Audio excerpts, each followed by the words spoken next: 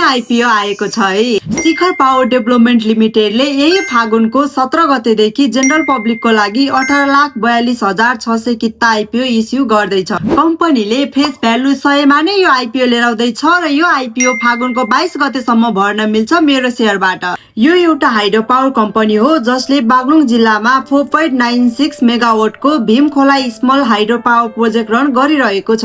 कम्पनीको फाइनेन्सियललाई हेर्ने हो भने 8081 को अडिटेड रिपोर्ट अनुसार इपिएस 2.13 र नेटवर्थ 94.77 रहेको छ।